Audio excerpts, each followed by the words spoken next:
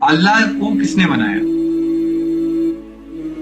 अल्लाह को किसी ने भी नहीं बनाया। ये क्या सवाल हुआ कि क्रिएटर को अगर किसी दूसरे क्रिएटर ने बनाया हो तो उसको क्रिएटर को कहेंगे, वो खुद क्रिएशन है। तो वो खुद ब खुद आ गया कहां से?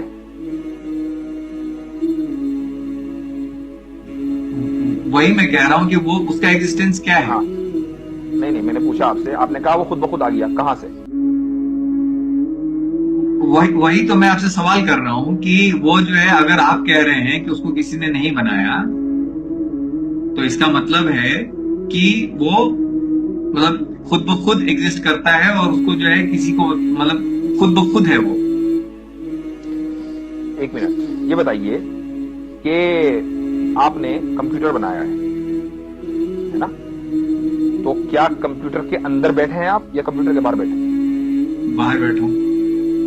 अल्लाह ने टाइम बनाया है, तो वो टाइम के अंदर कैसे बैठेगा? वो टाइम के बाहर है। अल्लाह ने स्पेस बनाया है, ये जो पूरा मकान है, पूरा यूनिवर्स है, वो यूनिवर्स में क्यों बैठेगा? वो यूनिवर्स के बाहर है। तो जब वो टाइम बनाने के बाद टाइम से बाहर है, तो आप उसको ये नहीं कह सकते कि वो फला टाइम में तो था, उससे पहले नहीं था। ठीक है। जब कंप्यूटर बनाने वाला कंप्यूटर से बाहर है, तो टाइम बनाने वाला टाइम के अंदर कैसे होगा? ठीक है, तो बट उसका भी तो एक टाइम होगा ना, उसका भी तो एक स्पेस होगा जिसमें वो है। ये क्या बात हुई? अभी मैंने आपसे कहा कि जब कंप्यूटर बनाने वाला कंप्यूटर में नहीं है, तो टाइम बनाने वाला टाइम में नहीं है, टाइम से पहले है। और जब उस जो टाइम, आप उसको ये नहीं कह सकते कि भाई इतने मिलियन साल पहले अल्लाह ताला था, उससे पहले नहीं था, क्योंकि जब आप कितने भी पीछे जाएंगे, आप मिलियन बिलियन ट्रिलियन जिलियन चले जाएं, वो टाइम है। उस टाइम को बनाने वाला अल्लाह है। तो जो बनाने वाला है टाइम का, वो कभी टाइम में नहीं होगा, बल्कि टाइम के बाहर होगा। और जो टाइम के बाहर होगा, आप उसको टाइम से जज नहीं कर सकते। इसलिए आप ये नहीं कह सकते कि अल्लाह कब आया, क्योंकि जो कब का सवाल है, ये उसके लिए होगा जो टाइम के अंदर है, ना कि उसके लिए जो टाइम के बाहर है।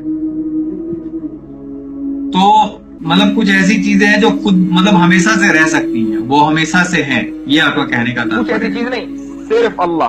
कुछ ऐसी चीज नहीं, सिर्फ अल्लाह, सिर्फ क्रिएटर। मैं अगर उसी तरीके से कहूं कि ये कायनात जो है वो हमेशा से है और इसको किसी ने नहीं बनाया, तो उसमें कितने का फर्क पड़ रहा है? नहीं, तो आप अगर ये ना कहें कि अगर या मगर, आप ये कहिए कि है हमेशा से। आप क्यों थ्योरी क्यों लेकर चलते हैं? आप फैक्ट्स के ऊपर बात कीजिए ना। आप ये कहिए कि भाई ये कायनात हमेशा से है, अब हम ये कहेंगे उसकी दलील दीजिए। जनाब, साइंस जो है वो ऐसे ही चलता है, थ्योरी पे ही चलता है। अलग अलग थ्योरी दिए जाते हैं, जिसको आप रॉन्ग प्रूव कर देते हैं उसको हटा दिए जाते हैं, और जो सही रह जाते हैं वो रह जाते हैं। तो आप ये कहिए कि भाई हमारी थ्योरी के एतबार से कायनात हमेशा से है, अब हम ये कहेंगे भाई आप दलील दो, तो आप दलील दीजिए।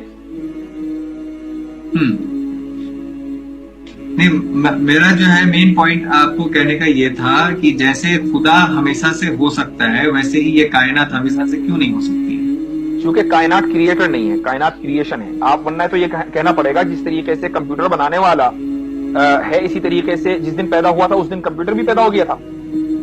उसने बड़े होकर पढ़ाई की, उसके बाद उसने वो इंजीनियर बना, यहां तक कि उसको एबिलिटी हुई कि उसने कंप्यूटर ईजाद किया। तो ऐसा ही ये है। तो अल्लाह, कायनात हमारे लिए क्रिएटर नहीं है, क्रिएशन है। उसके लिए जरूरत है कि एक टाइम से वो शुरू हो।